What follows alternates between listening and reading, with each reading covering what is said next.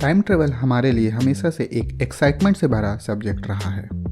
आपने भी कभी ना कभी कोई गलती होने पर यह जरूर सोचा होगा कि काश आप टाइम में पीछे जाकर अपनी गलती को सुधार पाते, या आप टाइम ट्रेवल करके किसी ऐसे समय में जा सकते जहां आप जाना चाहते हो।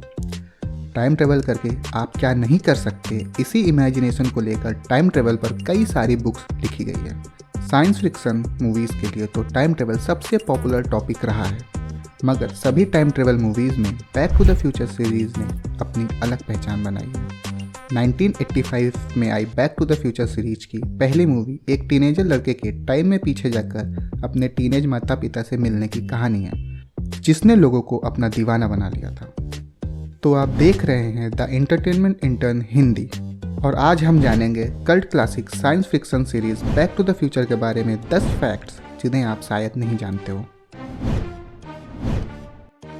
बैक टू द फ्यूचर की स्टोरी को राइटर बॉब गेल ने अपने बचपन के दिनों के एक इंसिडेंट से इंस्पायर होकर लिखा था।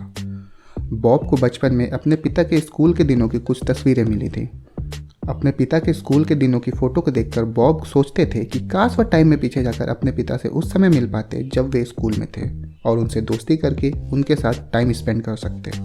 अपने इसी ड्रीम को बेस बनाकर आगे चलकर बॉब गेल ने बैक टू द फ्यूचर की स्टोरी लिखी।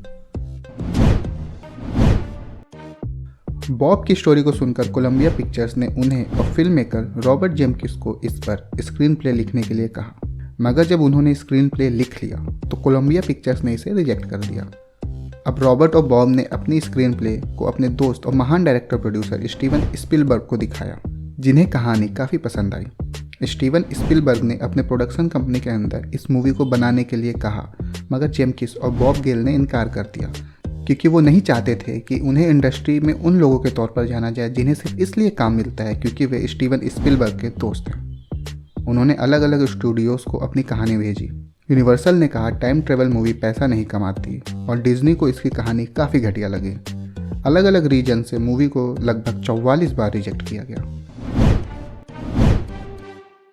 जब Universal Pictures back to the future को बनाने के लिए तैयार हुआ, तब स्टीवन स्पिलबर्ग मूवी से एग्जीक्यूटिव प्रोड्यूसर के तौर पर जुड़े। यूनिवर्सल पिक्चर्स के हेड सीड सेनबर्ग को मूवी का नाम बैक टू द फ्यूचर काफ़ी पेचीदा लगा। उन्होंने जेमकिस और गेल को एक मेमो भेजा जिसमें लिखा था बैक टू द फ्यूचर उन्हें मूवी के लिए सही नाम नहीं लग रहा, और इसका नाम बदलकर स्पेसमैन फ्रॉम द प्लूटो कर देना चाहिए। मेमो देखकर जेमकिस और गेल परेशान हो गए, क्योंकि वे सीड सेनबर्ग को यह नहीं कह सकते थे कि उनका आइडिया बुरा है।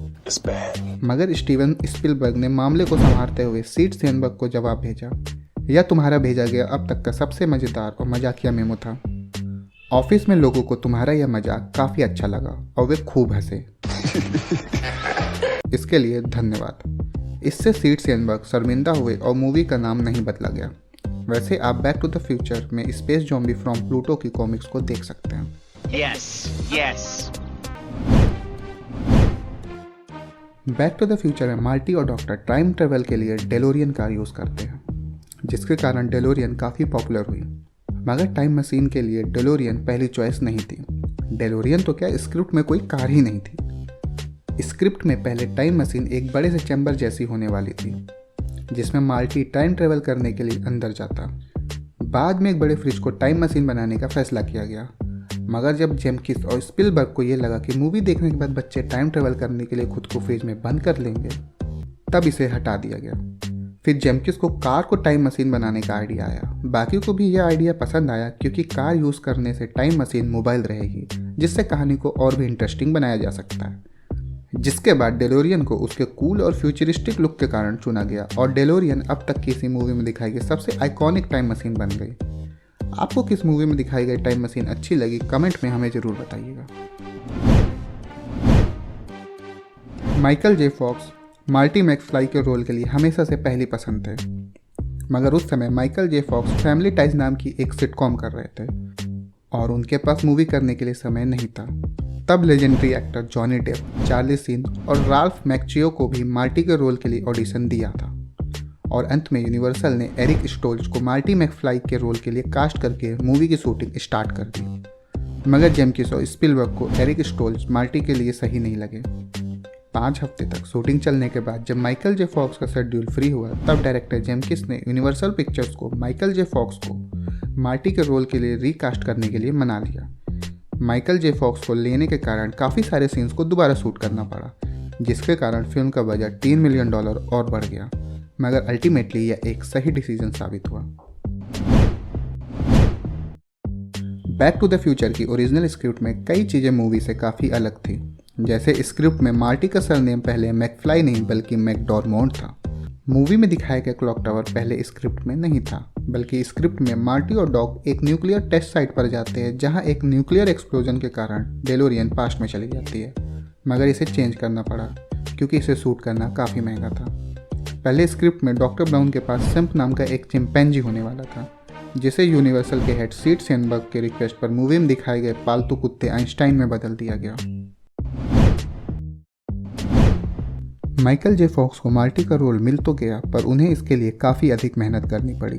जब माइकल ने बैक टू द फ्यूचर करना शुरू किया तो साथ ही उन्हें अपने सिटकॉम फैमिली टाइज की शूटिंग भी करनी पड़ती थी, क्योंकि फैमिली टाइज के को क्रिएटर गैरी गोल्डबर्ग ने माइकल जे फॉक्स को बैक टू द फ्यूचर में काम करने की इजाज़त देते हुए समय शर्त रखी थी कि बैक टू द फ्यूचर के कारण Michael J Fox Family Ties की शूटिंग कभी मिस नहीं करेंगे।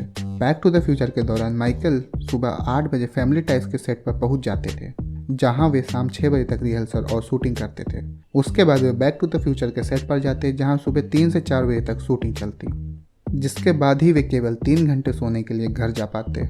यह सिलसिला पूरे 2 महीने तक लगातार चला। क्लाउडिया वेल्स, जिन्होंने पहले मूवी में मार्टी की गर्लफ्रेंड जेनिफर पार्कर का रोल प्ले किया था, उन्होंने पर्सनल रीजंस के कारण सीरीज की दूसरी मूवी में काम करने से मना कर दिया, जिसके बाद एलिजाबेथ सू को जेनिफर पार्कर के रोल में कास्ट किया गया था।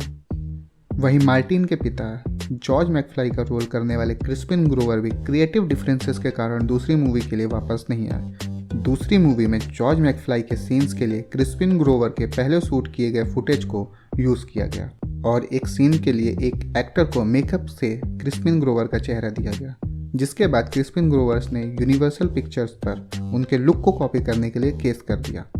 इस केस को बाद में कोर्ट के बाहर ही सेटल कर लिया गया। रिपोर्ट्स के मुताबिक क्रिस्पिन ग्रोवर को इस सेटलमेंट में करीब $7 लाख मिले थे। जब मार्टी टाइम में पीछे जाकर 1955 में डॉक्टर ब्राउन को बताता है कि वह फ्यूचर से आया है, तो डॉक्टर ब्राउन उससे पूछते हैं फ्यूचर में प्रेसिडेंट कौन है, जिसके जवाब में मार्टी रोनाल्ड रीगन बताता है। यह सुनकर डॉक्टर चौंक कर बोलते हैं, Ronald Reagan the actor? Who's president of the United States in 1985?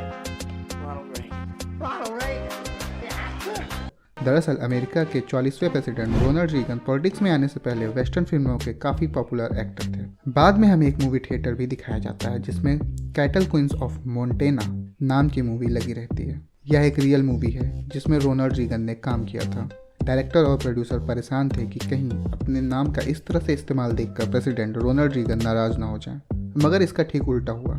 Ronald Reagan को बैक टू द फ्यूचर काफ़ी पसंद आई और उन्होंने मूवी में डॉक्टर ब्राउन की iconic line where we are going we don't need roads का इस्तेमाल अपनी एक स्पीच में भी किया। As they said in the film Back to the Future, where we're going, we don't need roads.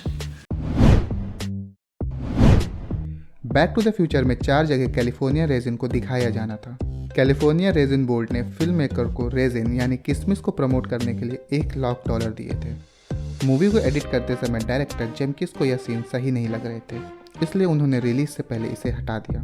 Movie में अंत में सिर्फ एक जगह कैलिफोर्निया रेजिन का पोस्टर दिखा, जो एक बेंच पर लगा था जिस पर एक बेघर आदमी सोते हुए दिखाया गया, मगर मूवी देखते समय किसी का भी ध्यान कैलिफोर्निया रेजिन के इस पोस्टर पर नहीं गया।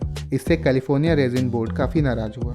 आग में घी तब पड़ी जब लोगों को मूवी में दिखा बर्गर किंग काफ़ी अच्छे से याद रहा, जबकि बर्गर किंग ने इसके लिए फिल्म मेकर्स को एक भी पैसे नहीं दिए थे।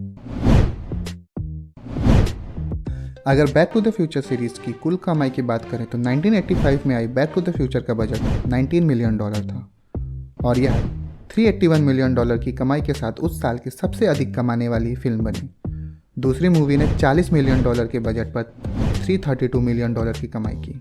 तीसरी मूवी ने $40 मिलियन के बजट पर $244 मिलियन कमाए। इस तरह पूरी back to the future trilogy ने 99 मिलियन के बजट पर $957 मिलियन कमाए। अवार्ड्स की बात करें तो पहली बैक टू द फ्यूचर को ऑस्कर के लिए 4 कैटेगरी में नॉमिनेशन मिला और मूवी ने बेस्ट साउंड इफेक्ट का ऑस्कर जीता। दूसरी मूवी को बेस्ट विजुअल इफेक्ट के लिए ऑस्कर में नॉमिनेशन मिला। तो ये थे बैक टू द फ्यूचर के बारे में 10 फैक्ट्स जिन्हें आप शायद आज से पहले नहीं जानते थे। आपको वीडियो कैसे लगी हमें कमेंट में ज़रूर बताएं।